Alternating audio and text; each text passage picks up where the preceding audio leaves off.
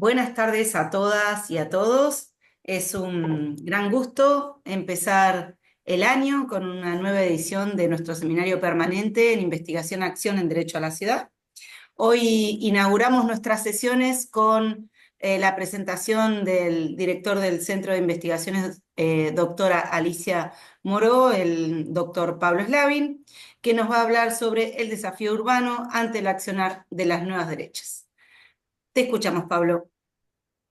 Gracias, Juliana, gracias a todas y todos por acompañarnos. Una mención especial a las alumnas y alumnos que se empiezan a sumar, que han ingresado a la facultad y se incorporan a estos espacios de investigación, así que bienvenidas y bienvenidos. Y por supuesto todas las amigas y amigos que ya nos venimos encontrando hace rato y debatiendo sobre estos temas de la ciudad que tanto nos preocupan. La idea que tengo en esta presentación es eh, analizar un poco críticamente el fenómeno de las nuevas derechas, como se la llama, que no son tan nuevas, y especialmente la relación con la vida urbana. Para eso voy a hacer un breve repaso sobre el papel del Estado, su función y su rol bajo el modo de producción capitalista. Después voy a tratar de centrarme en la relación entre el Estado capitalista y el régimen democrático y cómo ha sido esa relación, sobre todo en momentos de crisis económico-sociales.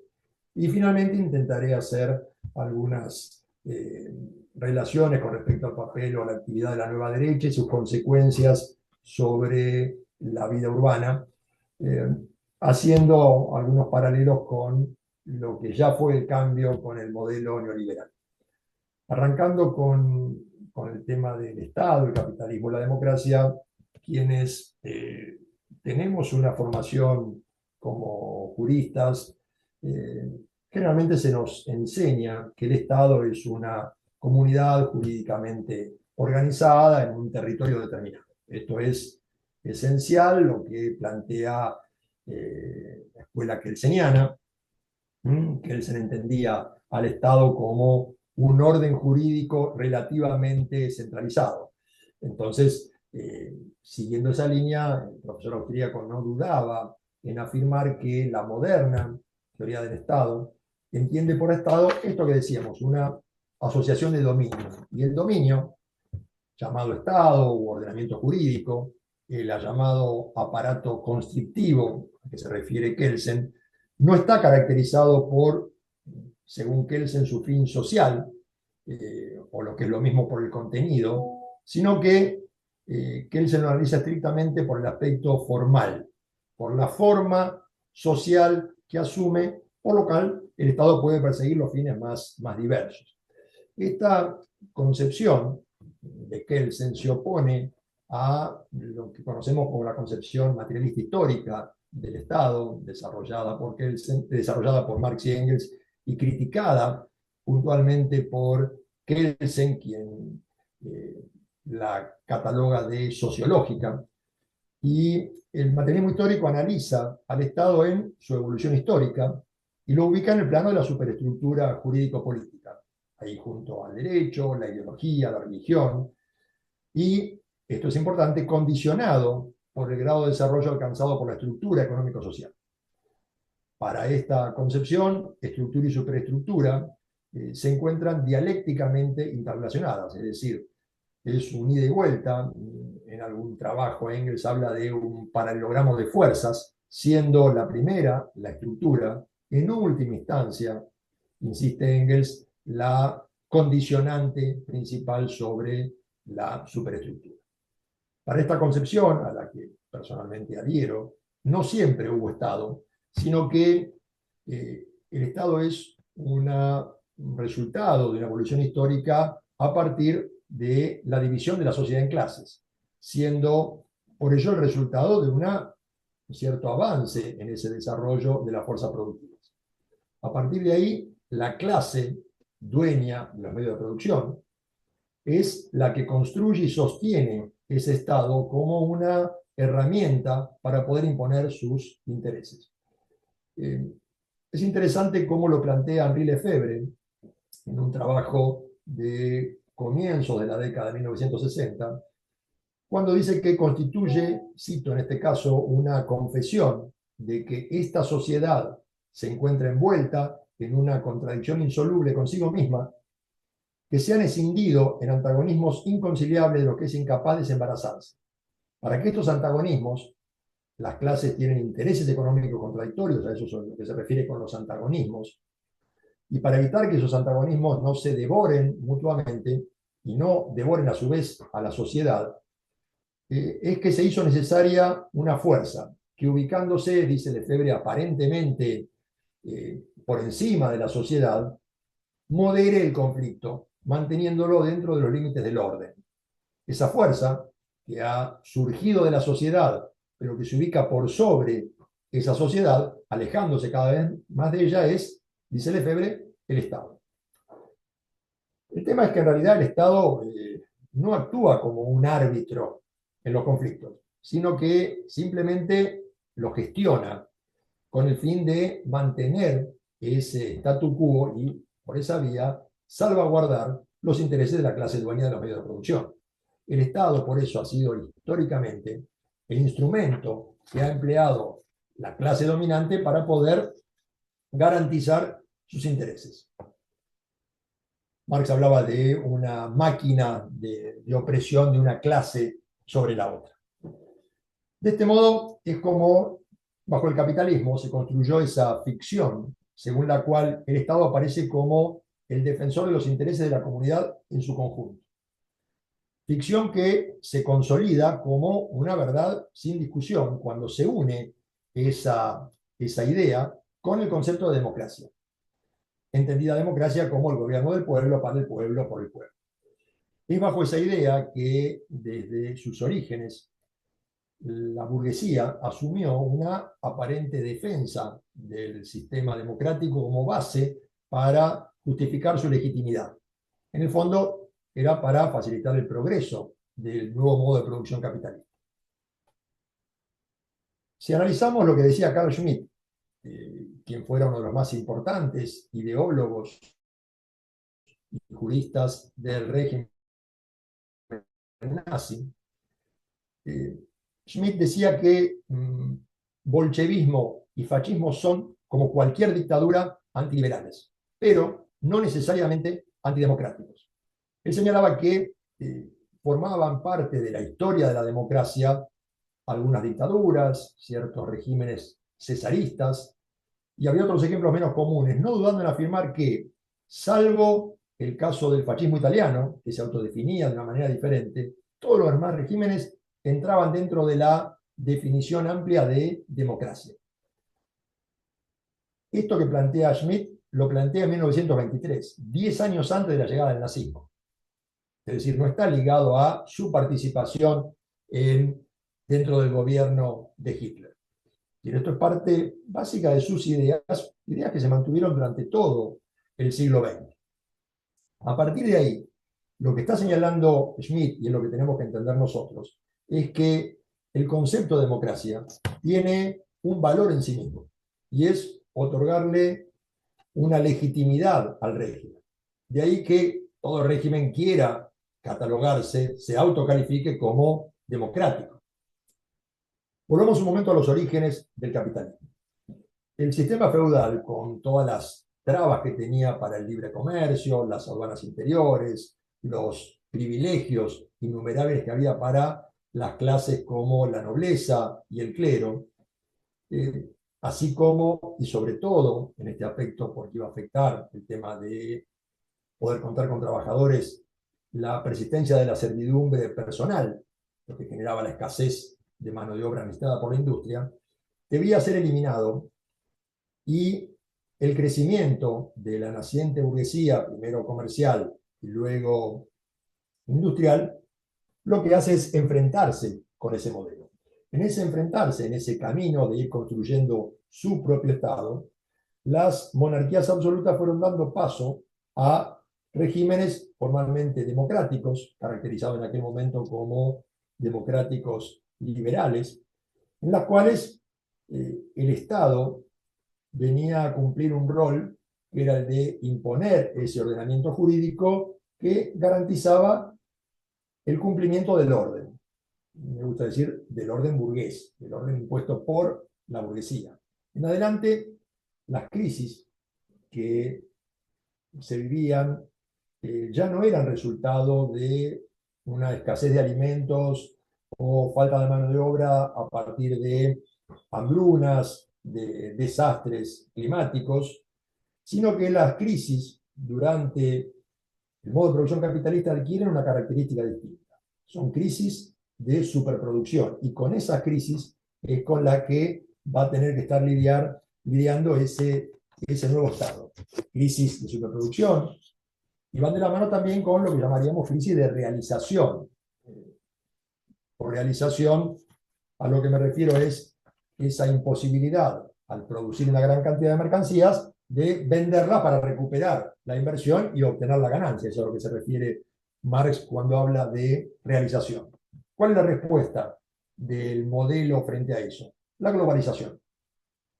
La globalización, es decir, tengo que salir de mis fronteras y tengo que lograr mercados en los cuales ir a buscar materias primas, conseguir mano de obra más barata y al mismo tiempo vender el excedente de producción. Durante el resto del siglo XIX, la lucha de la burguesía ya no fue contra la nobleza terrateniente feudal, que se dividió entre desaparecer o aburguesarse, sino que fue contra un proletariado industrial que reclamaba mejores condiciones de vida y una participación política que le era férreamente negada durante el siglo XIX.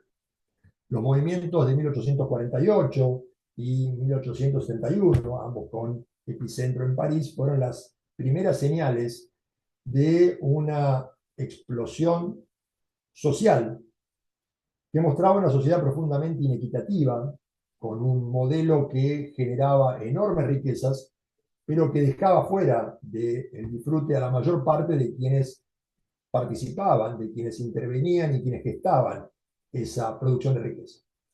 En ese contexto, los centros urbanos veían aumentar su población con la instalación de fábricas y la migración de miles de campesinos que llegaban en búsqueda de trabajo, pero a la vez las ciudades iban sufriendo una degradación de carácter medioambiental, producto de la acumulación de residuos en sus calles, el hacinamiento de población en viviendas obreras construidas sin las menores condiciones de salubridad, como muy tempranamente lo denunciara Engels en una serie de trabajos sobre las ciudades inglesas escritos en la década de 1850, en 1840 y en la década de 1860. Bajo el capitalismo, la burguesía comienza a utilizar a la ciudad como un espacio importante para la extracción de plusvalía. En ese marco, el mercado inmobiliario adquiere un nuevo papel para la inversión de capital en su doble rol. Por un lado, a partir de la construcción de inmuebles, lo que hoy conocemos como la industria del ladrillo, y simultáneamente con la especulación de tierras y de bienes inmuebles. Henri Lefebvre, en su obra El derecho a la ciudad, se refiere a este fenómeno de la utilización de la ciudad como el segundo circuito del capital, el que dice adquiere una importancia especial cuando el primero, es decir, el circuito industrial, entra en crisis. Dice, con la crisis de la industria, donde no tengo dónde invertir de manera rentable, los capitales fluyen hacia la industria en el sector inmobiliario, generando grandes beneficios y transformándose en una fuente de realización de esa plusvalía. Esto es un espacio donde invertir el capital excedente. Esos capitales van a quedar entonces fijos a partir de la construcción de edificios, de fábricas, de puentes, de infraestructura urbana, con un problema, y es perder esa capacidad que tiene el capital de moverse rápidamente de un lugar a otro. Entonces, cuando la industria se recupera, ya esos capitales invertidos en la construcción son muy difíciles, por no decir imposibles, de movilizar con la rapidez y en los valores que los inversores esperan, provocando entonces una crisis en el sistema capitalista. si prestamos un poco de atención, vamos a observar que muchas de las crisis sufridas desde la década del 70 para acá son crisis que tienen su origen en explosiones en lo que comúnmente se habla de la burbuja inmobiliaria, sobre todo la última gran crisis, la del 2008. De este modo, el sector inmobiliario dejó de ser solo un espacio para que la burguesía invierta sus excedentes como forma de preservar el capital. Y ese segundo circuito se fue transformando en un objeto de enorme interés para los bancos, financistas, especuladores y hasta para el propio Estado, quienes ven en el mercado inmobiliario una mercancía de la cual es posible obtener grandes beneficios. Como vengo tratando de expresar, el Estado capitalista asumió en sus orígenes un ropaje democrático liberal, mostrándose como un régimen abierto en el cual el pueblo, que fue creciendo en cuanto a la inclusión de participantes en esa idea de pueblo, era en definitiva el depositario de la soberanía y el origen del poder. Un Estado que básicamente se presentaba como defensor de la propiedad privada y de la libertad, sin entrar en detalle mucho sobre qué libertad ni para quién es la libertad. Sin embargo, y como señala muy bien el profesor español Elías Díaz, el problema es la crisis. Y ante la crisis, Elías Díaz estaba hablando en aquel momento de la crisis de entreguerra de 1920 y 1940. Elías Díaz dice que ante la crisis del sistema capitalista reacciona cerrándose y no dudando en eliminar a la democracia si fuera necesario para proteger sus negocios.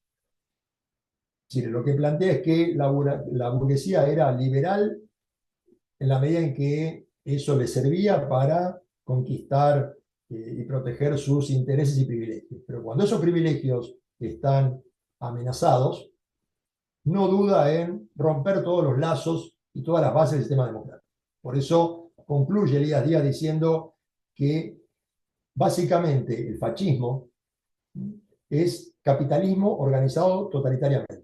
Capitalismo económico más totalitarismo político. Hagamos un poco de memoria para relacionar esto de capitalismo, crisis y el modelo democrático. La crisis de finales del siglo XIX dio lugar a la profundización de la búsqueda de mercados internacionales, donde colocar los excedentes, el surgimiento, el nacimiento de lo que conocemos como el imperialismo moderno, una gran carrera armamentística, todo lo cual deriva en la Primera Guerra Mundial con millones de muertos y una masiva destrucción de fuerzas productivas. De la crisis de 1930 emergieron, por un lado, los totalitarismos de entreguerra, de los que hablábamos, esos regímenes con los que se suele comparar a la derecha de hoy, fueron construyendo una ideología, y me refiero a nazismo, el fascismo italiano, incluso el franquismo en España. Esa ideología estaba basada en una férrea defensa del sistema capitalista, la negación de la lucha de clases y la deslegitimación de la actividad política y sindical o, lisa y llanamente, su prohibición.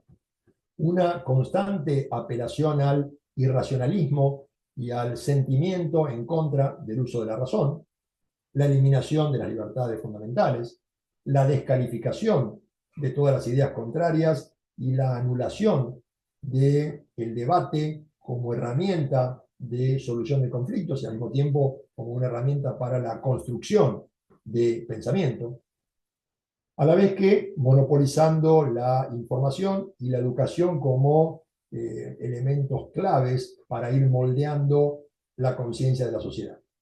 Finalmente, lo que hicieron fue construir un enemigo, un chivo expiatorio sobre el cual descargar todos los odios y resentimientos acumulados por los sectores más vulnerables de la sociedad. En los totalitarismos de derecha, como fueron los casos que citaba recién, el enemigo predilecto era el fantasma del comunismo. Un fantasma cuya agitación podríamos entender cuando menos hasta el colapso de la Unión Soviética en 1989, pero que sinceramente hoy, cuando el mal llamado comunismo real desapareció hace décadas, que siga siendo agitado ese fantasma y estigmatizando con esas palabras los movimientos progresistas, la verdad, cuesta entender el sentido. Ya voy a volver sobre ese punto. La época de oro del estado de bienestar, con la distribución del ingreso, mejora la calidad de vida de la clase trabajadora, ampliación de derechos, culminó nuevamente con la crisis de la década del 70, la crisis del petróleo, la crisis alimenticia. Y como resultado de eso, a mí me gusta la expresión que utiliza David Harvey cuando habla respecto al neoliberalismo. Él dice que fue un exitoso proyecto para restaurar la dominación de clase de los sectores dueños de los medios de producción. Él dice que es una revancha de los ricos. Lo cierto es que la introducción y el establecimiento del neoliberalismo fue diferente según los países. En el caso de nuestra región, en Latinoamérica, fue a través de dictaduras atroces. Junto al chileno, sin duda que el caso argentino es el más dramático y de mayor violencia. 30.000 personas desaparecidas, centros clandestinos de secuestro, violaciones y torturas, apropiación de cientos de menores, vuelos de la muerte, eliminación de libertades de expresión, de protesta, de circulación, destrucción del movimiento organizado. Creo que con todos los presentes no necesito repetir esto, sobre todo en los días que estamos atravesando, en la cual hemos visto en todas las redes, los canales, el recuerdo de esa etapa. Incluso se ha vuelto a ver las imágenes de Silingo hablando de los vuelos de la muerte cuando estaba la impunidad en los 90. Y también un aspecto que es clave de esa dictadura es la ruptura de lazos sociales y la implantación de una política del terror, del miedo a todo, un miedo que es difícil de erradicar. Es conocido como ese proceso cívico-militar que asoló a Argentina en la década del 70, que hoy es objeto de reivindicación por nuestro presidente y los principales dirigentes de su partido. Empleó esos términos de que yo decía de comunista y zurdo para descalificar cualquier opinión contraria y así ir construyendo ese enemigo. Bajo el disfraz de una guerra contra la supuesta subversión marxista y apátrida, como lo señalaba, el Estado no solo cometió esos crímenes y actos delictivos, caracterizados más tarde por la justicia argentina como crímenes de lesa humanidad. Cuando uno entra en un estudio un poco más profundo de lo que fue ese proceso, se encuentra con que el objetivo real de la dictadura fue la estigmatización y la destrucción del movimiento obrero. Para que tengamos una dimensión, el 67% de las personas desaparecidas pertenecían a la clase trabajadora. Y, sobre todo, esa fue la herramienta para imponer un modelo económico neoliberal cuyas consecuencias negativas nos atraviesan hasta el día de hoy. Una de las últimas grandes crisis del sistema capitalista, antes de la pandemia del COVID-19, se produjo en el año 2008. El estallido de una burbuja inmobiliaria fue el detonante del colapso de las bolsas a nivel mundial. La respuesta del establishment fue el too big to fail, muy grande para caer. ¿Eso qué significó? Que los estados salieron a salvar los bancos y las empresas, emitiendo billones de dólares, mientras jubilados y pensionistas veían esfumarse los ahorros de toda una vida, las y los trabajadores perdían sus empleos y cientos de miles de personas eran desalojadas de sus viviendas y las perdían definitivamente. El problema es que la enorme deuda contraída por los estados para salvar el sistema recayó sobre el resto de la sociedad. Comunismo para los ricos, socialización de las deudas y política de ajuste sobre la clase obrera. Y entiendo que la fórmula aplicada por los grandes estados en favor de sus élites es una de las principales causas para el surgimiento de las ultraderechas que hoy observamos, con preocupación en mi caso, y creo que en la mayoría de los que me acompañan, en gran parte del mundo. Sin un Estado que saliese en protección de los sectores populares, la exclusión y la pobreza se profundizaron. Como contrapartida, la concentración de la riqueza alcanzó niveles que no tienen precedentes. La salida de la crisis no fue con una revolución que cambiase las reglas de juego del sistema capitalista en favor de los sectores desposeídos, ni que acelerase su desaparición como algunas presagiaban. No, no, la salida no fue por izquierda, con inclusión social y mejoras en la calidad de vida. Lejos de ello, las exigencias de las élites fue de un mayor ajuste sobre los sectores medios y bajos. Ese accionar aumentó el odio de los afectados, pero sobre sus gobernantes, y creó las condiciones ideales para la irrupción triunfal de una nueva derecha que se autoproclama anarcocapitalista y dice venir justamente a destruir y terminar con ese Estado. Y es que yo creo que este es el problema, o uno de los problemas centrales. La mayoría de los gobiernos hoy están sometidos a los intereses de las grandes corporaciones. Quienes dictan las reglas son organismos internacionales como el Fondo Monetario, la Organización Mundial de Comercio, el Banco Mundial, que están bajo el dominio de estas corporaciones y que no hacen más que presionar con recetas de ajuste y apertura de mercados. Los funcionarios gubernamentales, en todos los órdenes, actúan como empleados de esas corporaciones a las que deben sus cargos. Es por ello que a la hora de encontrar un responsable por la pérdida de los empleos, de los desalojos, del deterioro de las condiciones de vida, los sectores sociales castigados no descargaron su malestar contra los verdaderos responsables, es decir, las grandes empresas, el sector financiero, las corporaciones, sino que lo hicieron contra sus gobiernos, básicamente contra el Estado.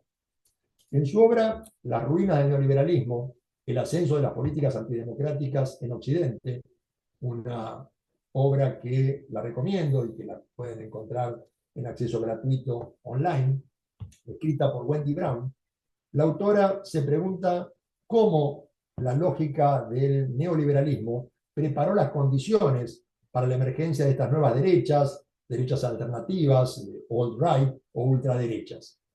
Cómo un neoliberalismo que en los países desarrollados encontró apoyo en sectores históricamente progresistas. No nos olvidemos que Clinton en Estados Unidos, Tony Blair en Gran Bretaña, el mismo Felipe González en España, adhirieron a las políticas neoliberales. La pregunta entonces, ¿cómo consiguieron con el apoyo de estos sectores progresistas, haciendo foco justamente en defensa de derechos de las mujeres y minorías, del emprendedurismo y el desarrollo individual? Se pregunta Wendy Brown, ¿cómo pudo producir este Frankenstein? La hipótesis de la autora es que en su búsqueda de un mercado despolitizado que ordenase la vida en sociedad para posibilitar un buen clima de negocios, demonizaron de tal modo lo social y las políticas sociales, el papel del Estado interventor, de los sindicatos, de los partidos políticos y hasta de la justicia distributiva, que terminaron por destruir las bases del sistema democrático.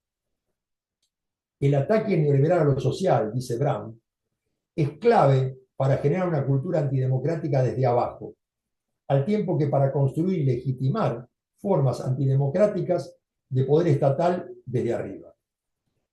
Lo personal entiendo que el neoliberalismo fue la respuesta del gran capital ante la crisis derivada de la caída de la tasa de ganancias. Es por ello que en sus raíces es profundamente antidemocrático. Son reiterados los escritos en que economistas políticos como Milton Friedman, Friedrich Hayek, cuestionan como excesos, dicen ellos, de la democracia las protestas sociales, los movimientos de masas, los sindicatos, así como las ayudas estatales a los sectores desfavorecidos. Para estos pensadores, la libertad individual es puesta como valor supremo. El problema es que es en desmedro de la igualdad.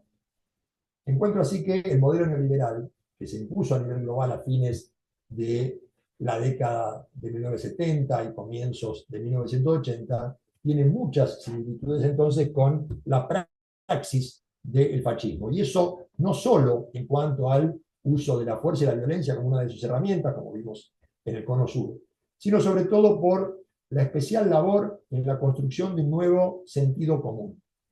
Es importante comprender que si el neoliberalismo pudo transformarse en ese pensamiento dominante, en el pensamiento hegemónico, pensamiento único, es porque realmente ha sido muy eficiente en la implementación de una estrategia que combinó empleo de violencia física Sí, fuerte represión policial de las protestas sociales en el interior, intervencionismo militar en el exterior, con una económica.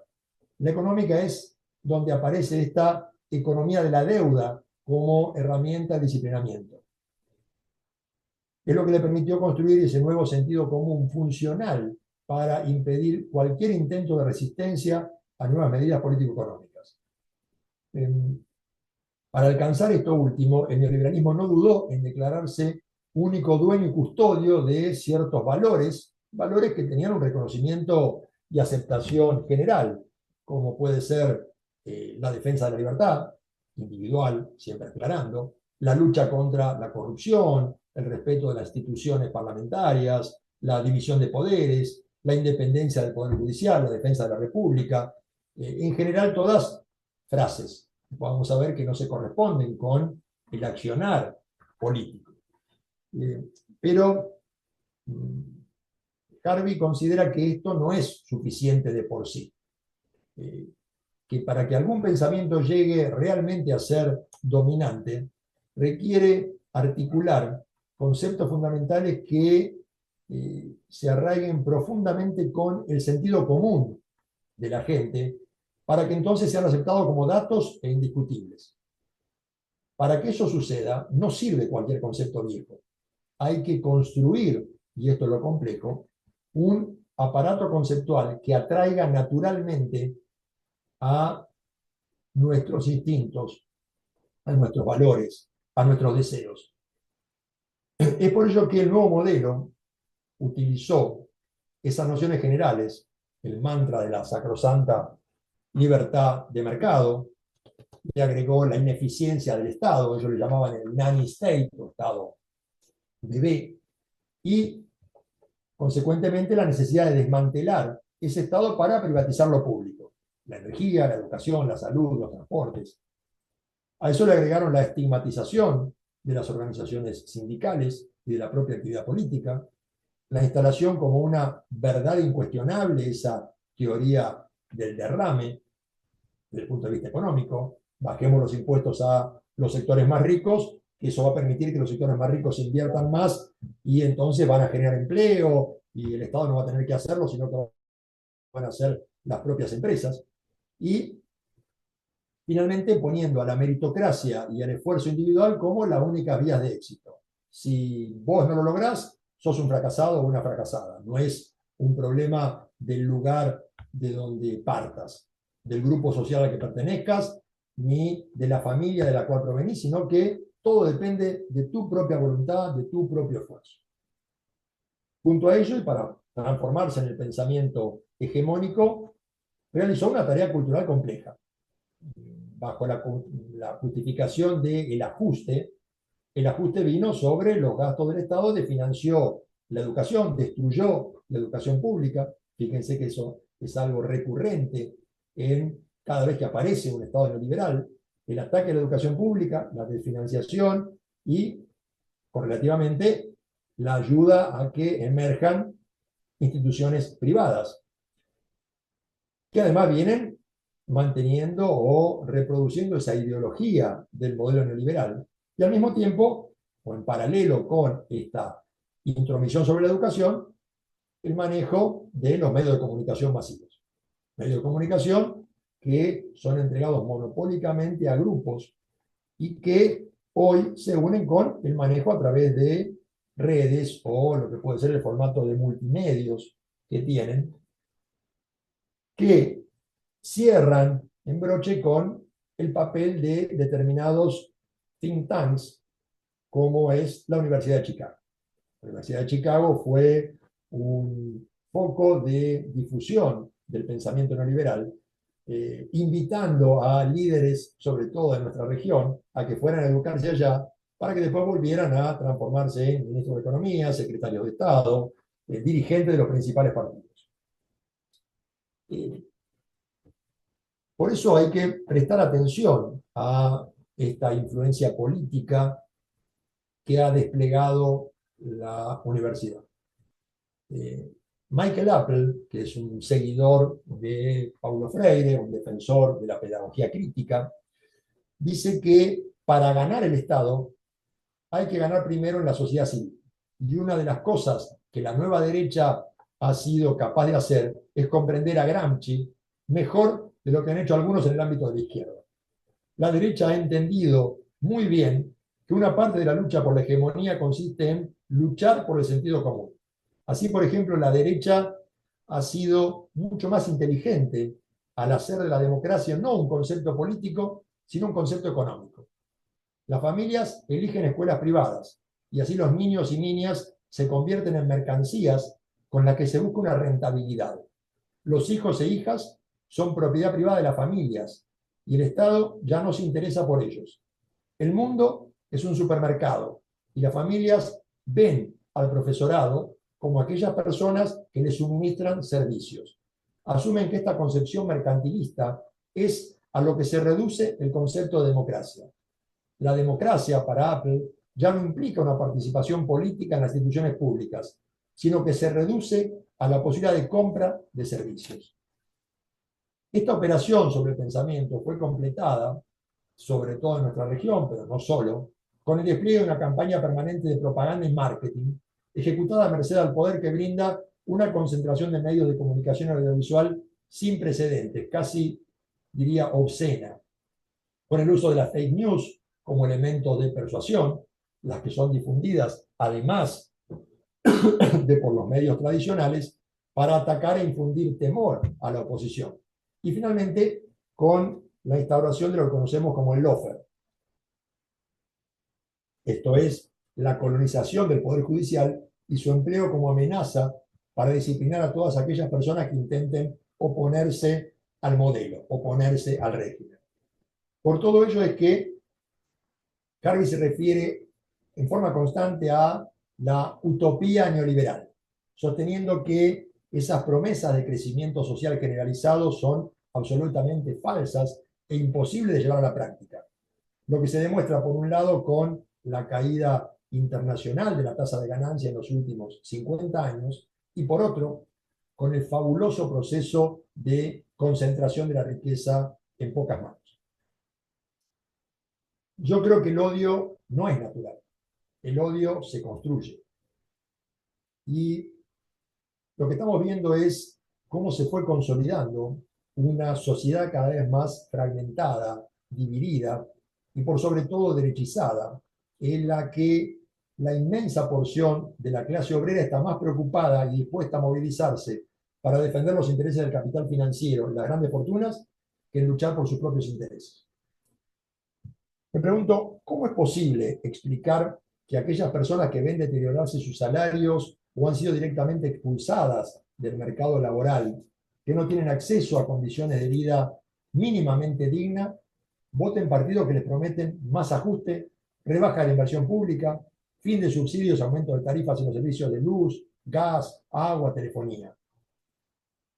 ¿Cómo pueden votar partidos políticos que desfinancian la educación pública, la salud y las jubilaciones? ¿Cómo entender que se realicen manifestaciones populares en contra del aumento de impuestos a los sectores de más altos ingresos o en defensa de empresas multinacionales que adeudan salarios a sus trabajadores? ¿Por qué estigmatizar a la persona desempleada como alguien que no desea trabajar o esforzarse y no entenderla como lo que realmente es? Alguien excluido por el sistema capitalista que todo lo mercantiliza, que lo reemplaza por máquinas. ¿Por qué se naturalizan discursos xenófobos, racistas, misóginos? ¿Por qué se utiliza una doble vara a la hora de juzgar el desenvolvimiento de gobiernos que amplían derechos frente a aquellos otros que lo único que hacen es reducirlos? ¿Por qué los programas de noticias y de opinión política han dejado de ser un espacio de debate de ideas, con preguntas y repreguntas, con cuestionamientos, con opiniones variadas, para transformarse en espacios de propaganda en los que quienes los conducen solo repiten consignas y buscan generar odio en la platea? Pienso que la respuesta tenemos que buscarla en el estado actual del capitalismo. Un sistema cuyo único fin es acumular por acumular, y con ese apetito insaciable de ganar, como decía Marx en el tomo 1 del Capital, hace que las crisis de superproducción estén a la orden del día. Un modelo que se acerca peligrosamente a su agotamiento, que ya no brinda respuestas a las demandas de la sociedad en su conjunto, pese a contar con la capacidad técnica, con el desarrollo tecnológico suficiente para hacerlo, y que al privilegiar la actividad financiera por sobre la producción industrial, genera menos plusvalía, al tiempo que destruye el planeta y expulsa a millones de personas a la marginalidad. La única forma que tiene entonces el capitalismo para intentar subsistir y evitar el estallido de movimientos revolucionarios progresistas, para convencernos que el sistema es bueno, no solo para el dueño del capital, sino para toda la sociedad, es adormecer nuestras mentes, fomentar el odio y la división en todas aquellas personas sometidas al poder del capital, y en última instancia disciplinar a todas aquellas que se atrevan a alzar su voz, haciendo que el Estado, más que nunca, cumpla su verdadero rol como garante de los intereses del capital. Y para esto último, cuenta con la inestimable ayuda de la policía, el ejército, los servicios de inteligencia y hasta el Poder Judicial. La mejor manera para el capital de mantener el statu quo es impidiendo el pensamiento crítico, borrando las memorias de lo común. Es necesario impedir que la clase trabajadora tenga conciencia de clase. Por eso, el adueñarse de la educación en todos sus niveles, así como el control de los medios masivos de comunicación, se vuelve esencial para mantener la formalidad democrática del gobierno y evitar estallidos sociales. Carby dice que la opinión pública anglosajona, en particular, parece seriamente afectada de amnesia. También se olvidan y perdonan fácilmente los atropellos de la clase capitalista y los desastres periódicos que provocan sus acciones. Los medios capitalistas se esfuerzan por promover esa amnesia. Perdón el ruido que tengo detrás. Hoy la ultraderecha insiste en que está librando una batalla cultural, una guerra cuyos principales enemigos son la izquierda, los zurdos, el comunismo, los woke, los colectivos de inmigrantes, el feminismo, las personas homosexuales, minorías raciales, personas de la cultura, de la educación, la ciencia, entre otras. Me parece interesante rescatar lo que decía el filósofo Theodor Adorno en una conferencia pronunciada a fines del año 1967 y que tiene una llamativa actualidad.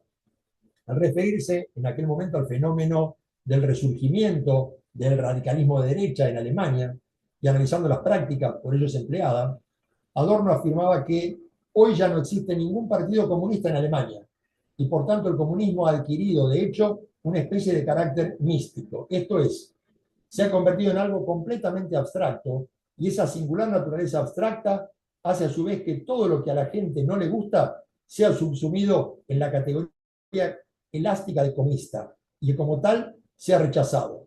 Comunismo se ha convertido en una palabra tabú. 1967.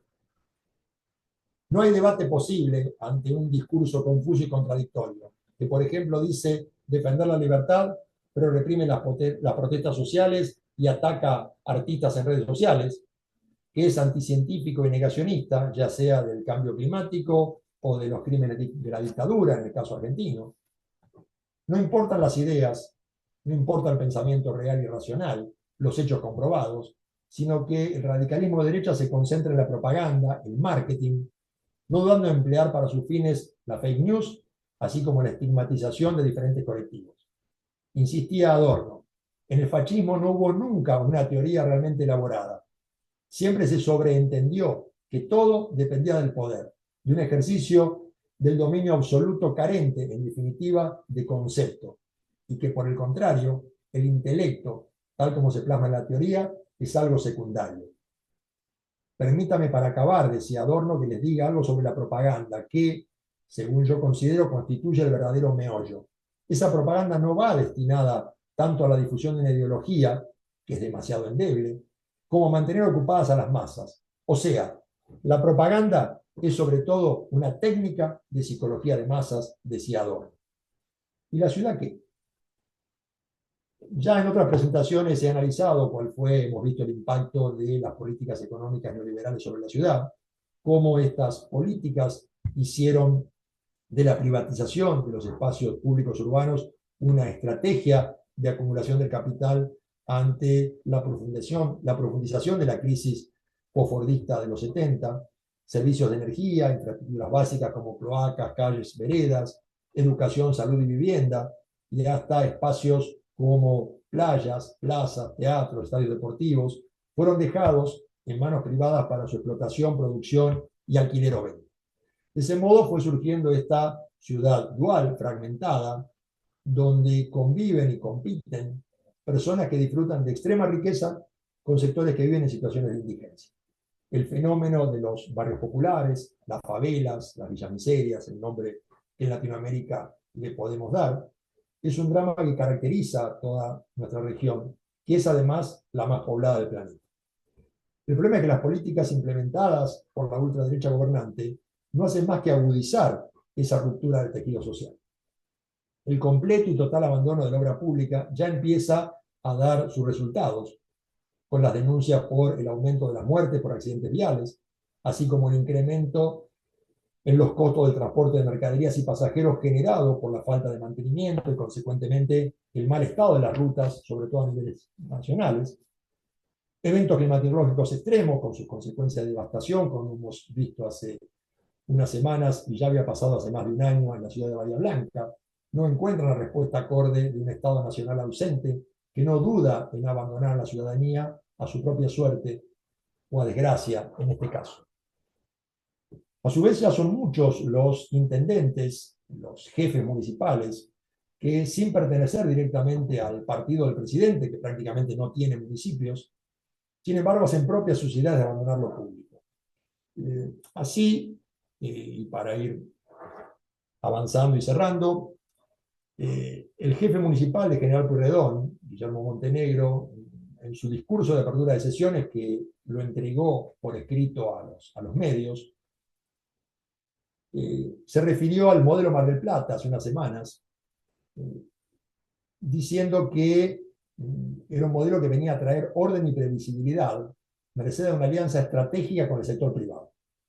Los ejemplos de los que se vanaglorió fueron haber logrado avanzar, por ejemplo, en la instalación de 24 barrios privados, en la entrega en concesión de museos, del estadio de fútbol y el polideportivo municipales y de otros bienes patrimoniales para su explotación por grupos privados, ello, supuestamente, con el objeto, cito, de reducir gastos excesivos e innecesarios para los vecinos y vecinas. También de haber aprobado 2 millones de metros cuadrados de obra nueva en la ciudad, solo en los últimos 3 años. Junto a ello insistió en algo que es muy típico de la derecha y es la línea de mano dura, promoviendo el intendente la baja de la edad de imputabilidad, que hoy suena muy bien entre los sectores de derecha, así como felicitó el accionar de la Policía Municipal por el desalojo de terrenos con supuestos ocupas ilegales, así como la limpieza, como la llamó, del espacio público de personas travestis y de aquellas que deben subsistir de la venta ambulante o el cuidado de autos en la vía pública, lo que comúnmente acá en Argentina llamamos trapitos, colectivos a lo que específicamente estigmatizó como responsables de crear peligro y de afear la ciudad. Como es dable observar, el modelo Mar del Plata que proponen estas derechas no es otra cosa que una ciudad para unos pocos. Una ciudad en venta que se entrega a desarrolladores inmobiliarios e inversores privados, en la que la cultura deja de estar abierta a la población para transformarse en un negocio a explotar, en que ciertos sectores sociales son estigmatizados y objeto de persecución policial, donde diariamente y mediante excepciones reglamentarias se autoriza el derribo de bienes patrimoniales, la destrucción de áreas protegidas para construir torres y edificios o instalar empresas. Mientras tanto, la inversión en salud, educación, infraestructuras básicas es abandonada. Un modelo muy similar al que desde hace años viene siguiendo la Ciudad Autónoma de Buenos Aires. Hace tiempo que vengo trabajando sobre el papel del derecho a la ciudad en la conformación de una sociedad más justa y solidaria. No solo como una guía para construir la ciudad futura, sino también como un proyecto político, una herramienta en la lucha diaria contra las inequidades que el modo de producción capitalista nos plantea. Derecho a la ciudad que entiendo, voy a reiterarlo, como un nuevo, viejo derecho humano, colectivo e individual a la vez, de participar activamente en la construcción del espacio en el que deseamos desarrollar nuestro proyecto de vida, como individuos en sociedad, todo lo cual va implícito con el ejercicio de una ciudadanía igualitaria, inclusiva, liberadora y en permanente ampliación de derechos y protección del medio ambiente. En esta línea considero necesario trabajar en varios planos de manera simultánea. Por un lado, la construcción de alianzas que sumen a la mayor cantidad de colectivos con intereses progresistas es uno de los puntos. El movimiento sindical, movimientos sociales, movimientos de jubiladas y jubilados, sectores que reclaman por vivienda, por salud, por educación, por cultura, movimiento feminista, no pueden ni deben seguir actuando en solitario, sino que tienen que aunar sus esfuerzos. De igual modo, es imprescindible armar un programa común que realmente, como decía Harvey, enamore, atraiga, dé ganas de participar y de seguirlo. Y un proyecto que en su centro debe plantear una forma no capitalista, por decirlo de alguna manera, no mercantilizada, de organizar la producción y sobre todo la reproducción social. En una línea similar, Tommy Negri hablaba de tomar la ciudad para revolucionar la cooperación social, reapropiándose democráticamente de la administración para gestionar la totalidad de la producción y reproducción social. Sumar a ello como herramientas de lucha la protesta social, que vemos tan perseguida y atacada desde estos gobiernos, y finalmente el litigio estratégico en derechos económicos, sociales, culturales y ambientales, los DESCA, empleando las vías administrativa y judicial que el propio sistema capitalista en su ordenamiento jurídico nos brinda. No se debe entonces desdeñar el uso político institucionalizado en el Estado y es necesario trabajar para que los reclamos por el derecho a la ciudad, en el sentido que intento plantear, lleguen al Parlamento en manos de partidos políticos que sean representantes genuinos de los intereses de sectores populares progresistas. Estoy al corriente que es uno de los planteos que se va a hacer en la reforma en Santa Fe, la búsqueda de incluir el derecho a la ciudad en esa constitución. Y aquí deseo insistir, para cerrar, con el papel de las personas que estamos en la academia, en el ámbito de la educación y la investigación. Estoy convencido que no podemos seguir encerradas en las aulas, sino que tenemos que avanzar en estos procesos de investigación, acción, es decir, en las tareas de extensión, en construir lazos con movimientos progresistas y asumir un verdadero compromiso social como pensadoras y pensadores críticos, involucrándonos en la elaboración de esos proyectos atractivos que puedan ampliar la ciudad, planificar una ciudad diferente, que sea inclusiva, participativa, más justa, solidaria. Por eso adhiero e insisto permanentemente con la importancia de recuperar la pedagogía crítica de Paulo Freire, a la que adhieren pensadores como el citado Michael Apple, o Peter McLaren, Henri Giroux y tantos otros, porque nos van señalando un camino para la construcción de un conocimiento que rompe con ese modelo capitalista de la educación en el que el profesor enseña, deposita conocimiento, y un estudiantado pasivo que se somete a repetir y no pensar. Debemos capacitarnos para estar en condiciones, como decía Freire, de avanzar, y con esto cierro, citando a Freire, una educación que posibilite al hombre y a la mujer para la discusión valiente de su problemática, de su inserción en esta problemática, que lo advierta de los peligros de su tiempo para que, consciente de esos peligros, gane la fuerza y el valor para luchar, en lugar de ser arrastrado a la perdición por su propio yo, sometido a las prescripciones ajenas.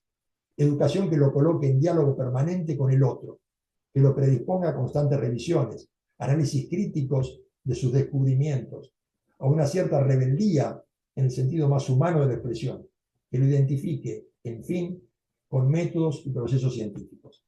De lo contrario, pienso, estaremos dejando libre el terreno para el triunfo de la barbarie que hoy se está apoderando de nuestra sociedad. Gracias. Muchas gracias, Pablo. Excelente presentación. Pido disculpas por el ruido, pero tengo a alguien que le gusta la jardinería cerca y Sí, No se no, pero se escucha. escuchó bien. no se escucha, bueno, me alegro. Yo lo tengo No, no. acá en el oído. Bueno, abrimos espacio para el debate.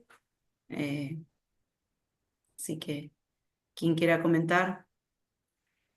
Justamente, bueno, mientras se van preparando, eh, esto que decís vos del papel o el rol de quienes están o estamos en la academia, pensaba en uno de los últimos textos sobre las nuevas derechas.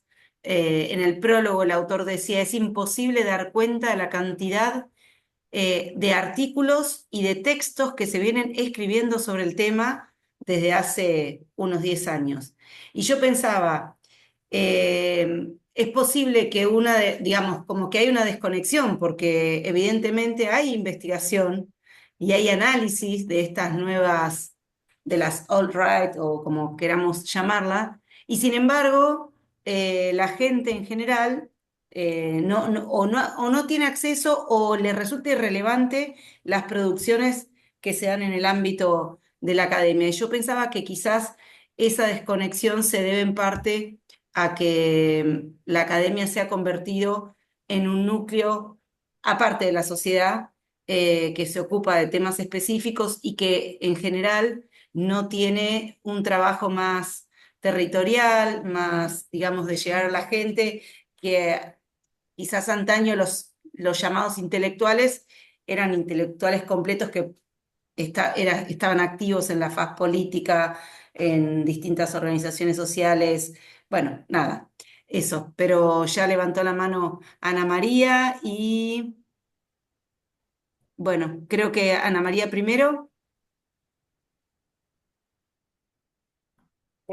Primeiro, eu gostaria de parabenizar o Pablo, o professor Pablo, pela excelente palestra, muito interessante, né? Porque aviva muitas ideias que nós temos, mas coloca tudo junto, conecta essas ideias, né?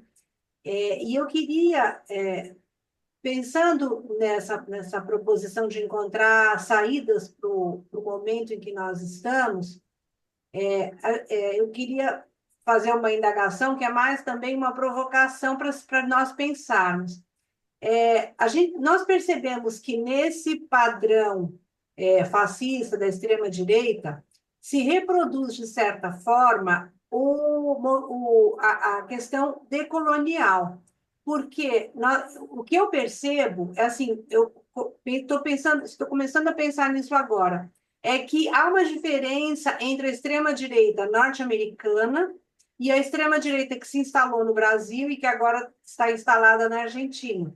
Porque, com todos os problemas que os Estados Unidos têm, parece para nós que há uma preocupação da extrema-direita norte-americana em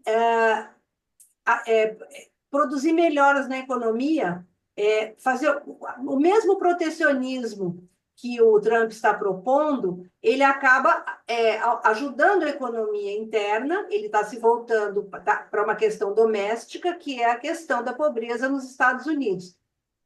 Me parece que as propostas deles estão completamente equivocadas, mas nós percebemos que existe essa preocupação, ainda que só no discurso. Enquanto quando a extrema-direita aqui no Brasil se instalou e aí na Argentina, o que nós percebemos é que não há a menor preocupação com os interesses nacionais. Nem se fala, quer dizer, é uma subordinação completa aos impérios, né? Aos Estados Unidos, então nós ficamos completamente subordinados e a Argentina também, inclusive fazendo negociações que são ruins para a nossa economia, né? Nos afastando, por exemplo, dos BRICS, da China, de uma interação econômica com a China para ficar subordinada aos Estados Unidos. Então, pensando nisso, eu queria indagar do professor Pablo o que ele acha sobre essa questão de nós nos unirmos como bloco e se a solução não estaria em nós nos afirmarmos a América Latina, América do Sul, né, como um bloco, inclusive nos auxiliando mutuamente.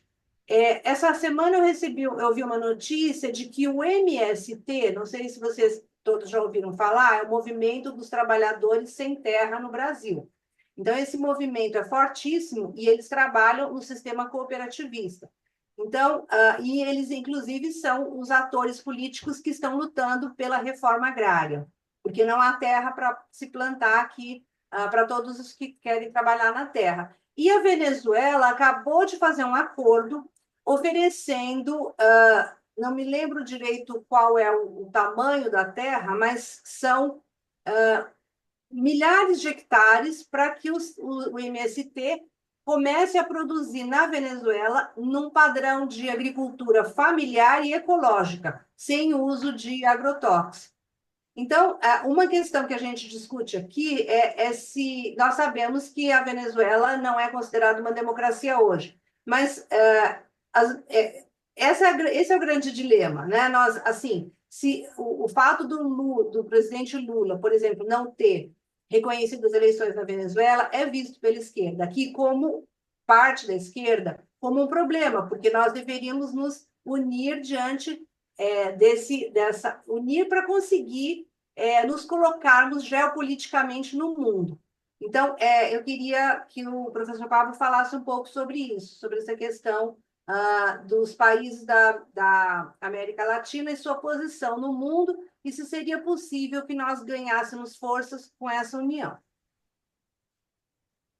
Gracias. Arranco una nueva conferencia a partir de tu pregunta, Ana María. Te agradezco mucho. A ver, comparto lo que decís y creo que ahí hay un problema muy grande, y es que Estados Unidos, la derecha norteamericana, que se ha radicalizado cada vez más a partir del Tea Party, y tiene su propia problemática. Como país, primer potencia del mundo, ahora se encuentra que está perdiendo su rol, que está perdiendo la competitividad que antes tenía, porque son las propias empresas las que se trasladaron a otras partes del mundo y hoy vienen a vender sus productos. Entonces, lo que hace Trump es una mezcla en la cual él apunta a su electorado. ¿Su electorado cuál es?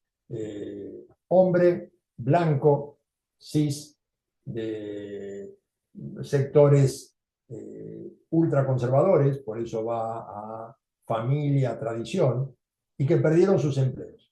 Y esos empleos los perdieron, muchos tienen la industria automotriz, producto de la competencia con países extranjeros y la necesidad de inmigrantes que tienen para poder producir. Sin inmigrantes no pueden producir. Sin embargo, construye el enemigo en base a eso. ¿Qué es eso? El inmigrante, las mujeres, los sectores progresistas, por eso hablan los woke. Y a partir de ahí, cierra, rompe con la idea de globalización. Un romper con la globalización que sabemos que es imposible en el sistema capitalista. Es decir, justamente si vuelve a recuperar un rol Estados Unidos, necesita vender afuera, necesita comprar afuera. ¿Cuál es el problema que tenemos en Latinoamérica? En Latinoamérica somos dependientes. En Latinoamérica recibimos órdenes de las corporaciones, muchas de las cuales están ligadas con los intereses norteamericanos. Hoy los intereses de las grandes empresas tecnológicas, que prácticamente son las que manejan el mundo, están centradas en Estados Unidos. La única competencia que tienen son con las tecnológicas chinas. Entonces, tiene un cierto sentido que, o más que tiene sentido, uno puede entender por qué países como los nuestros somos países no solamente dependientes, sino que somos países que vivimos arrodillados a ese sector del norte global. Eso por un lado. La recomendación que vos decís, concuerdo plenamente.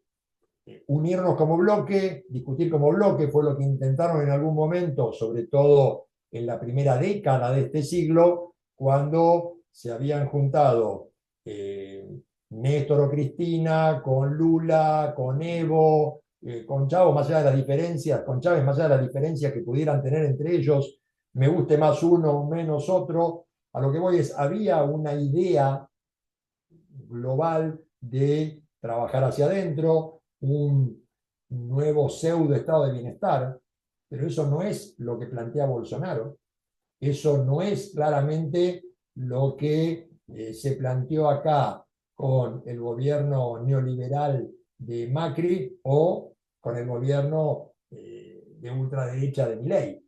Entonces, plantear esa posibilidad de unión no la veo como posible, la veo como deseable. No sé si es claro, es decir, ojalá podamos volver a lograr esa unión y plantarnos seriamente defendiendo nuestros intereses. Acá lo que está haciendo el gobierno de derecha justamente es entregando todos nuestros intereses, es abriendo un mercado cuando no estamos en condiciones de competir, totalmente. Entonces, a lo que vamos es reproduciendo una receta que ya se hizo, reproduciendo un sistema monetario con una especie de tablita al estilo de lo que hizo Martínez de Oz como economista en la década del 70 bajo la dictadura cívico-militar, que lo único que hace es lo que hoy se llama carry trade o jugar a traigo plata, la pongo acá, hago la diferencia y me la llevo. Es decir, negocio financiero que destruye la producción nacional, que destruye la industria, que destruye el empleo. Y ojalá podamos reconstruir esa solidaridad latinoamericana. Espero Bueno, haberte respondido. Era larga la pregunta. pido disculpas porque no sé en qué orden levantaron la mano. Están Marisol, Leonardo y Dani. Si ustedes lo recuerdan, el primero o la primera hace Creo la que consulta. Dani estaba primero, Leonardo Bueno, segundo, yo tercera. Si no perfecto, me vamos equivoco. en ese orden. Ok, bueno, buenas tardes con todos. Un saludo desde Ecuador. Es muy bueno retomar estos espacios, igual felicitaciones para las personas que estamos en este proceso de la tesis y tratando de investigar y tratando de profundizar esto. En mi caso puntual, Pablo, me gustaría consultarte cómo ves tú el tema del capitalismo en el proceso de descentralización. Yo entiendo que hay estados federados, por ejemplo, como el caso de Argentina o el caso de Brasil.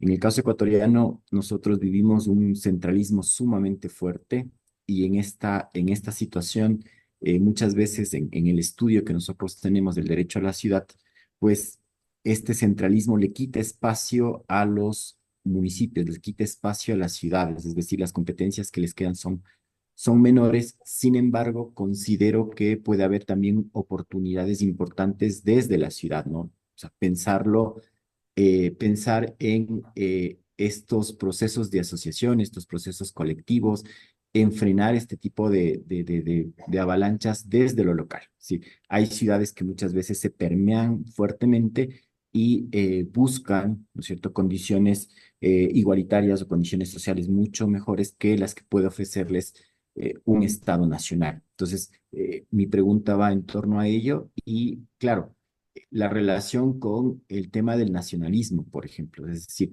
los conceptos de derecha siempre buscan políticas orientadas a criterios nacionalistas que, por ejemplo, terminan afectando a la población migrante.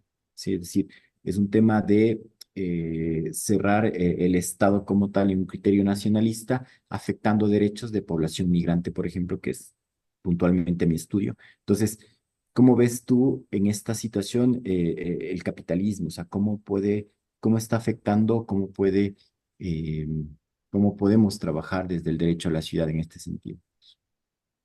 Eso nada Bueno, más y creo, agradecer nuevamente. perdón, sabía, habías terminado. Mm, Está bien. Gracias, Dani. A ver, yo creo que el capitalismo está atravesando, en mi opinión, una fase terminal. Terminal no significa que va a caer el capitalismo en Bien. 15 días o en 15 años. Sí, en una etapa en la cual entró en una crisis de la cual cada vez es más difícil de poder salir o responder. De tal forma que la única manera que está teniendo de subsistir es a través de ir expulsando cada vez más gente del sistema. Y el expulsar cada vez más gente del sistema es contraproducente, porque lo que necesita el capitalismo es justamente gente en el sistema que le pueda comprar. Entonces tiene que inventar alguna forma de poder seguir extrayendo plusvalía. Esta es la contradicción que tiene. El tema que vos planteás con respecto a esa relación entre el poder central y los poderes de los municipios o el nombre que puedan tener estados provinciales como ciudades. Argentina es un estado federal, lo que no quita que es enorme el poder que tiene el Estado central. De hecho, lo ves en forma permanente, con el cual un gobierno nacional que no tiene ni cercano a mayorías en las cámaras, impone su voluntad a través de decretos, acá le llamamos decretos de necesidad y urgencia, pero que encuentra en los gobernadores provinciales que se someten porque si no, no reciben los fondos del Estado Nacional, si no se los cortan.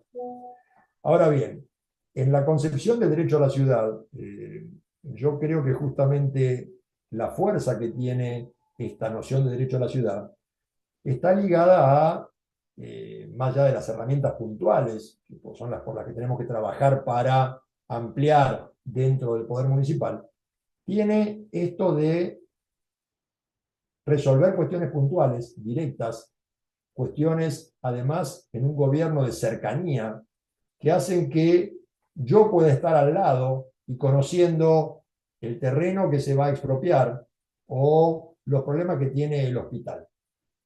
Cosa que en un gran país es mucho más difícil de alcanzar. Es decir, tenemos una chance de un modelo democrático mucho más directo. Ahora, eso solo no alcanza. Lo que se necesita es justamente ir a luchar por esos derechos.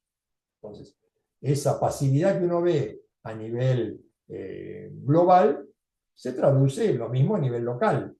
Esa apatía, eso que bien señalaba Juliana al principio cuando decía, ¿qué nos pasa? Se viene escribiendo hace muchos años sobre la derecha, pero la derecha viene igual y nadie reacciona. ¿Qué pasa con la juventud? Como si el problema fuese un problema de la juventud. Es decir, yo creo que no es un problema de la juventud. La juventud no es de derecha. La sociedad se ha derechizado en todos sus niveles. Y creo que el problema de esa derechización es complejo. Y el problema de la educación, o por qué determinados discursos progresistas no llegan, creo que tiene que ver con el grado de desarrollo del capitalismo. Un capitalismo que está hiperconcentrado y que, si bien, lo discutíamos ayer en uno de los encuentros, las clases, las redes sociales irrumpieron como una posibilidad de ampliar la democracia, que lo son, porque yo armo un Zoom y puedo hablar y puedo exponer.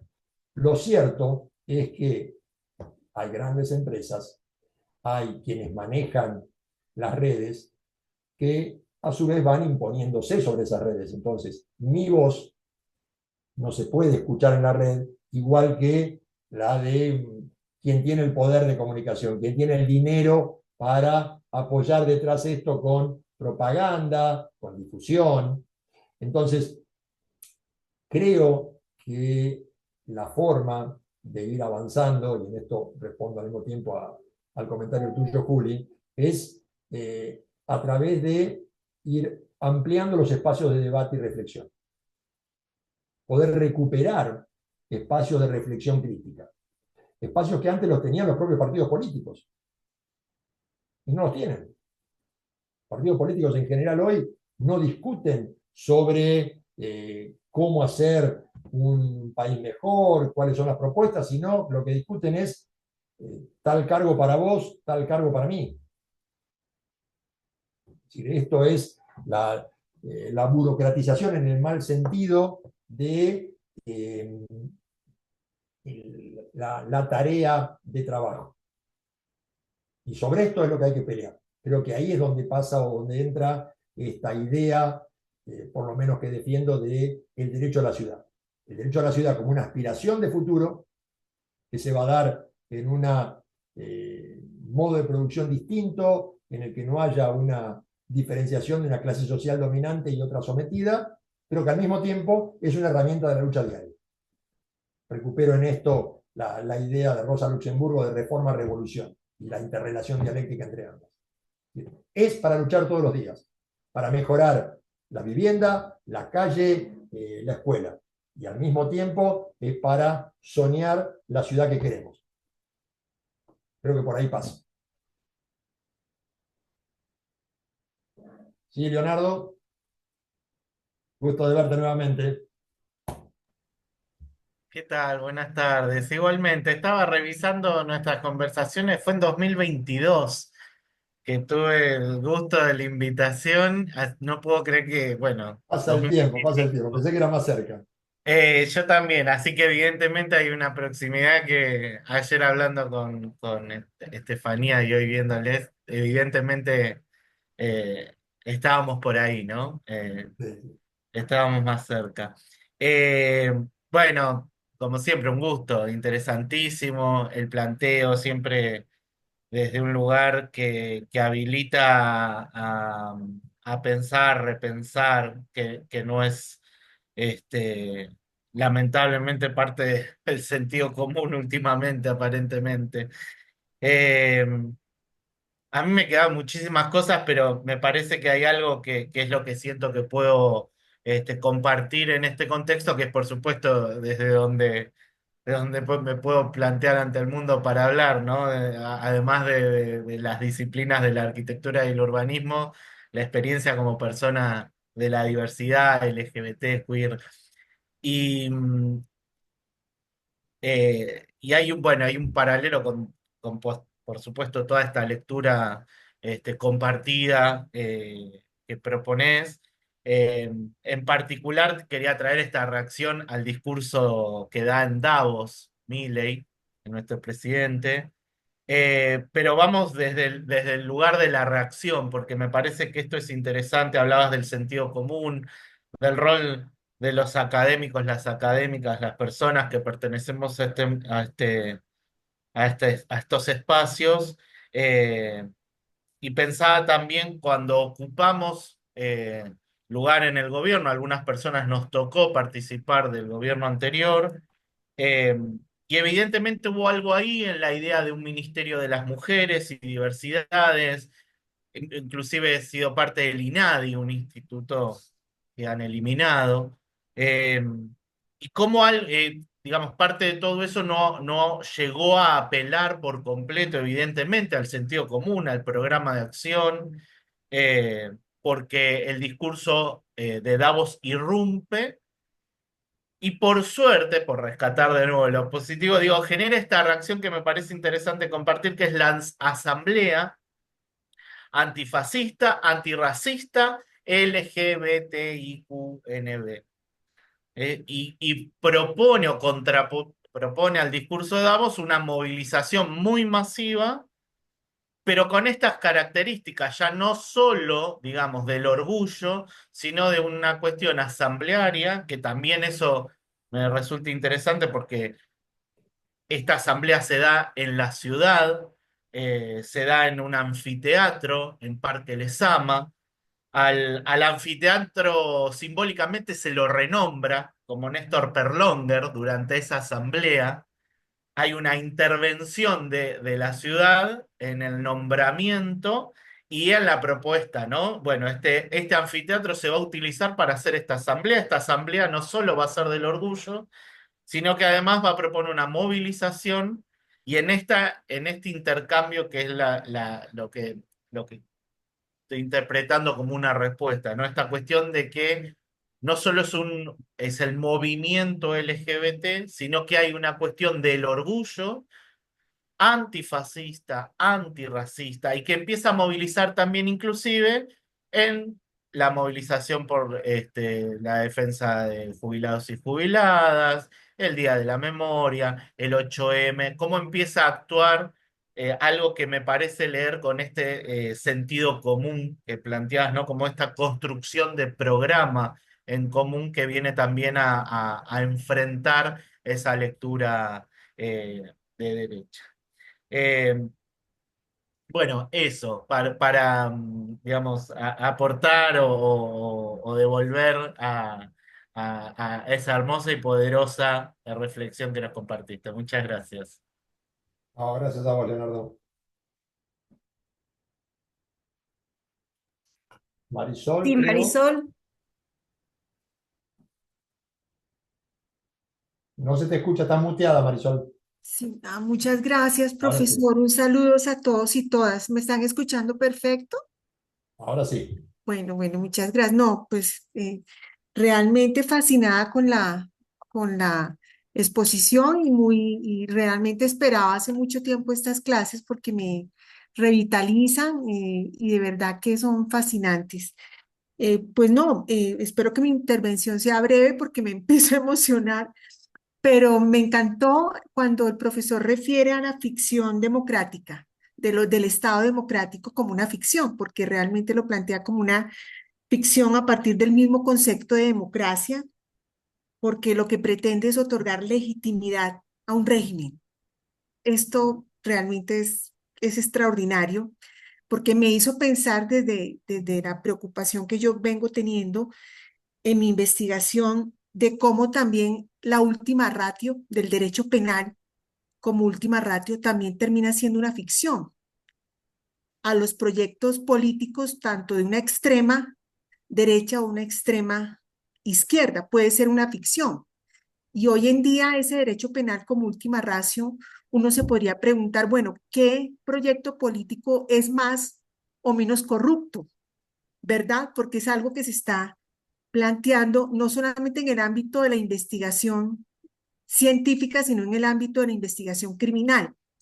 Y aquí viene una reflexión porque me gustaría escuchar cuál es el criterio del profesor Slavin respecto a las nuevas derechas, al contexto de las nuevas derechas, porque mi percepción es que hay un falso litigio estratégico, es decir, bajo las subjetividades de un modelo de justicia y de jueces, hay un concepto de la utilidad del derecho y de la función del derecho más permeable, diría yo, muy permeable a las subjetividades de los jueces, de los magistrados y de los operadores jurídicos, donde hay un derecho que se somete al imperio de la ley y que es poco reacio, digamos, a de construcciones interpretativas y a las concepciones, a las reglas metodológicas en el ámbito interpretativo del derecho, y entonces se aplica el derecho,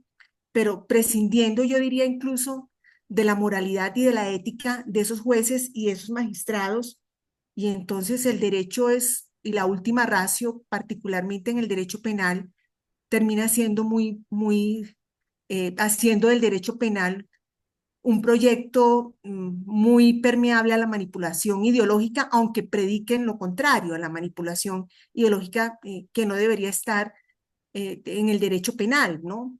Entonces, la preocupación realmente reside en que si es una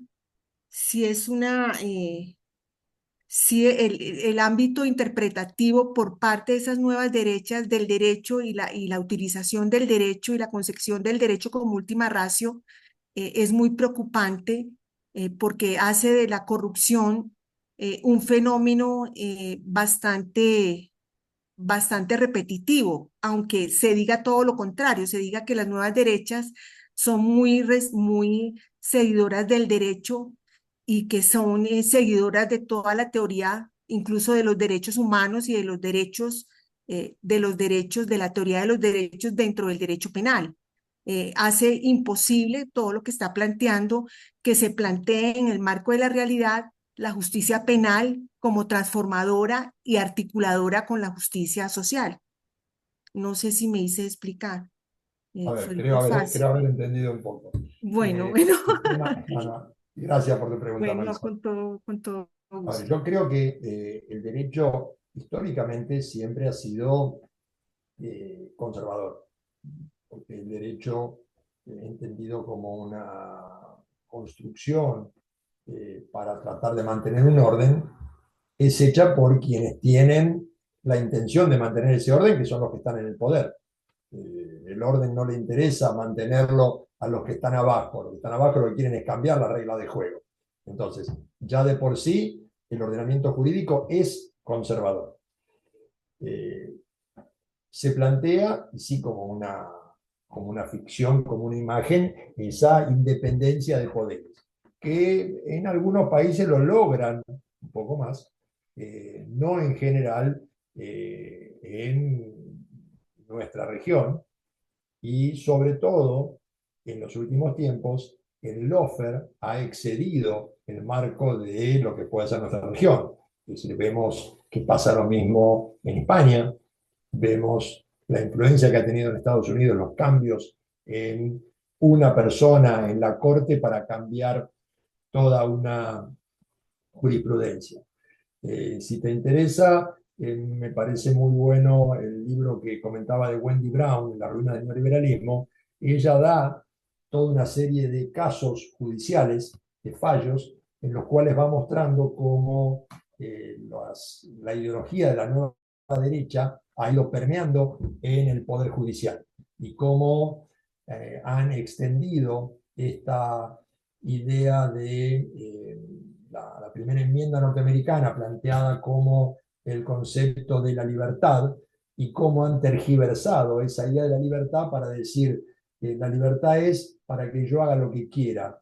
Ah, pero cuando dicen que haga yo lo que quiera, entonces eso es peligroso porque, y hay unos fallos específicamente con respecto a cuando le permiten a las personas homosexuales ejercer su homosexualidad, no están diciendo específicamente que esa persona no debe meterse conmigo. Un fallo así que es absolutamente disparatado lo que está planteando el juez, pero que en definitiva lo que está haciendo es atacar a las personas homosexuales, atacar a los colectivos de inmigrantes.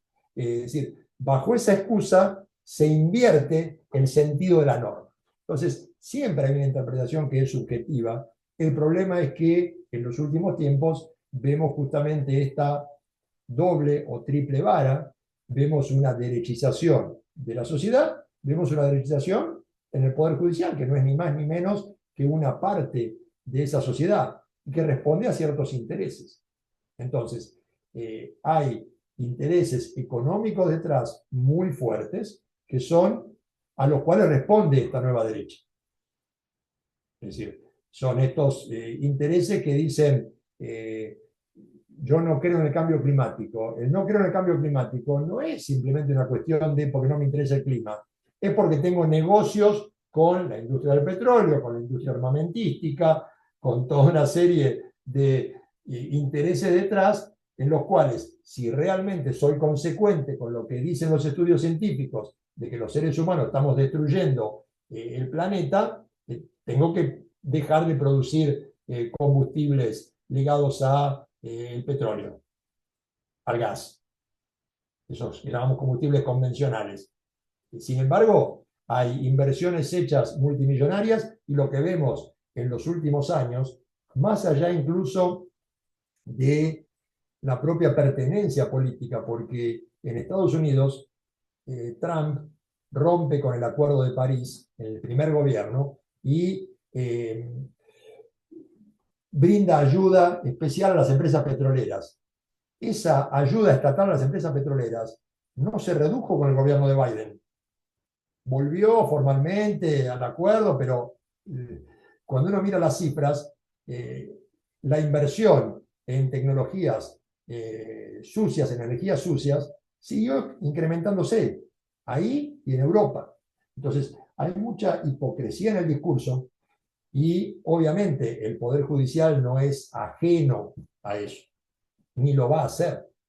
Entonces, cuando uno trabaja desde un punto de vista democrático, en el sentido realmente democrático de ampliación de derechos, de participación, de inclusión, de no discriminación, lo hace con un sentido de defensa de la libertad, una libertad viviendo en sociedad. La libertad que están planteando otros sectores es mi libertad. No me importa nada de los demás. Entonces es una libertad muy, muy rara, en la cual reprimo el derecho de protesta, reprimo al que piensa distinto a lo que pienso yo, o lo ataco para demostrar que el único pensamiento realmente lógico, correcto y adecuado es el mío. Es raro, cuanto menos. Gracias, Marisol. Sí, Tadeo. Hola Pablo, muchas Ahora, gracias. ¿cómo estás? No, yo quería hacer una observación, una pequeña pregunta de comprendiendo, digamos, todo lo que es el derecho a la ciudad, una de de los temas que aborda, que es la infraestructura pública, la creación, la fomentación de obra pública, que es algo que vos mencionaste, bueno, mencionaste el caso de Mar del Plata, que brilla por su ausencia, en este caso ya hace un par de mandatos que no vemos una inversión en este sector, pero que alejándonos incluso de la ciudad de Mar del Plata, sino en el sentido de tal vez de la provincia de Buenos Aires, es algo que en los distintos sectores, en los distintos municipios, es bastante fluctuante, independientemente de, digamos, el partido que esté en ese pequeño lugar. Y uno de los personajes que yo hace poco estuve revisando apuntes, cajas con cosas viejas de otras materias, hay un personaje que a mí me llamó mucho la atención en su momento cuando lo vi, y ahora no pude evitar recordar lo que es Manuel Fresco, que fue uno de los gobernadores de la provincia de Buenos Aires en la década del 30, si no me equivoco, y que era del Partido Demócrata, era uno de los, digamos, de las cabezas del Partido Demócrata que brillaba por sus ideas conservadoras. De hecho, él mantenía una idea de que el deporte, la implementación, la fomentación del deporte aclaraba las ideas y alejaba aquellas penurias, digamos, como el comunismo en sus palabras, o el fantasma del comunismo a partir de una mente clara. Mi pregunta con todo este Mente popurrí, clara, ¿no? incorpore sano. Claro, exactamente. Mi duda cuál es, más allá de lo que es la gran pisada que tiene el neoliberalismo, ¿por qué vos creés, a la vista de esto que estabas exponiendo, que las nuevas derechas, más allá de que se autoperciben como liberales en gran parte, aunque en la práctica son netamente conservadoras, han abandonado este tipo de estrategia a partir de la obra pública para mantener, digamos, como cierta llegada con los sectores, incluso eh, con sectores más bajos, o digamos, ¿por qué abandonan, crees vos, estas estrategias de eh, digamos, de tratar de invertir en aquellos negocios en los que el Estado tiene cierta capacidad de acción primaria, digamos, en lo que son creación de caminos, creación de el acercamiento de servicios? ¿Por qué hoy está tan lejos cuando en su momento era una estrategia muy utilizada por estos sectores? A ver, me parece interesante tu pregunta. Yo primero distinguiría dos cosas. Obra pública no es derecho a la ciudad.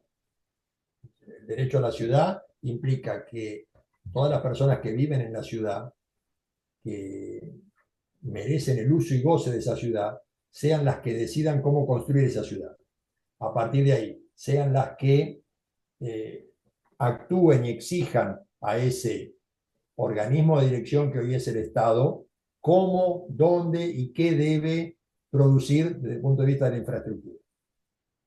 Entonces, no es el ejemplo de Fresco o el ejemplo de, el Estado fascista o el Estado nazi que hacían infraestructura y que hacían obra pública, no es eh, algo relacionado con el derecho a la ciudad. Ahora bien, vamos al segundo punto, el tema del Estado haciendo obra pública. La obra pública, es cierto, ayuda al Estado a tener contenta a la gente. Ahora, eso sirvió durante un tiempo y para controlar justamente esa irrupción de masas es que apareció el estado de bienestar. El estado de bienestar no era anticapitalista. El estado de bienestar justamente era para mantener un mercado, para mejorar la calidad de vida de la gente y que esa gente pudiera ser un campo de consumo.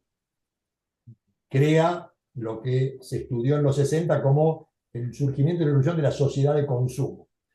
Ahora, justamente la crisis de los 70 es la que lleva a retrotraer este papel del Estado haciendo obra pública. Por eso el discurso neoliberal ya no es el Estado haciendo obra pública, ya es dejemos la obra pública que la haga el Estado, que la hagan los privados. Y en el mejor de los casos hacemos una asociación público-privada, que es lo que está de moda en el último tiempo.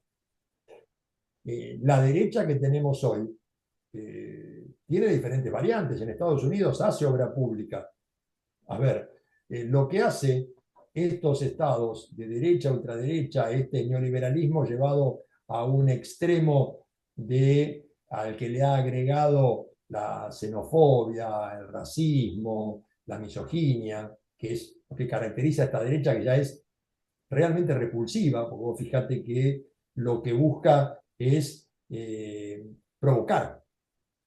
Son discursos muchas veces que vos decís, pero esto no debería sumar votantes. Bueno, evidentemente hay algo que no estamos viendo y cómo el propagar odio sí le genera votantes, sí genera reacciones. Yo tengo mis dudas entre que genere votantes o que genere gente que lo siga en Twitter.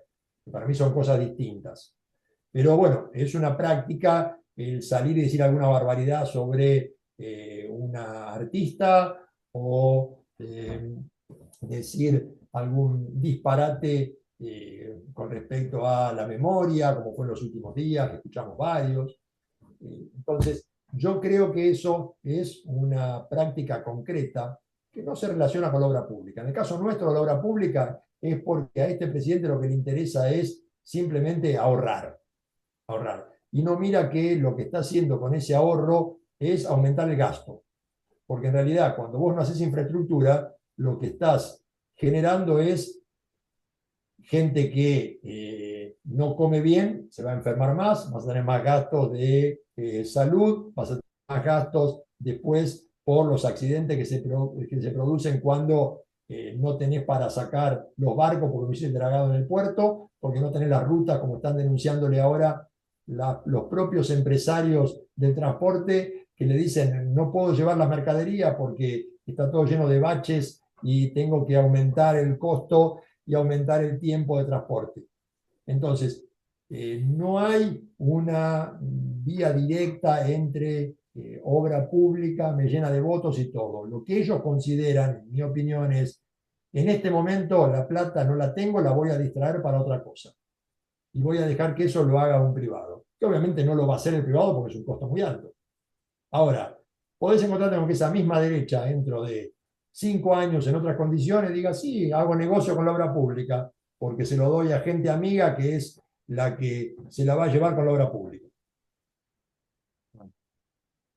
¿Entiendes? Yo creo que pasa por ahí, más que por un cálculo racional de qué es lo que me da votos. Si fuera tan racional, no sería una derecha, en mi opinión.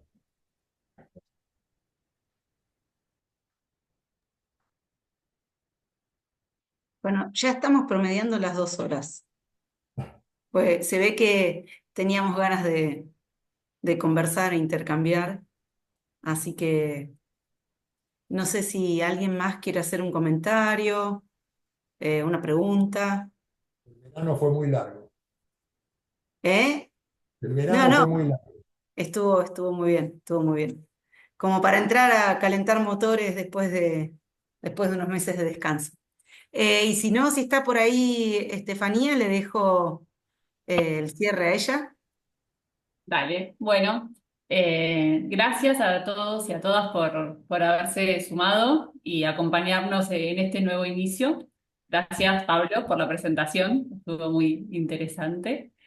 Son cosas que conversamos también en el ámbito familiar, así que está bueno y es muy gratificante ver que son temas que interesan y que dieron para tanta charla y un debate tan extenso. Aprovecho para antes de cerrar y ahora hacer el aplauso, también invitarles para la semana que viene, que nos podemos encontrar, que va a estar la doctora arquitecta Valeria Fenoglio con una presentación titulada Diseño Regenerativo, redefiniendo códigos en el campo del hábitat. Ella es de la Universidad de Córdoba, así que les invitamos también para la semana que viene. Así abrimos el micrófono para hacer los aplausos, si les parece, Muchísimas gracias. como Gracias es a todos y tradición. todos por sumarse. Bravísimo. Agradezco también a muchas amigas y amigos que veo que se han ido sumando y que no pude saludar. La vi ahí a Erika, a Mariana, la vi sumarse, a Pablo, Balatina, que también mandó un saludo por ahí.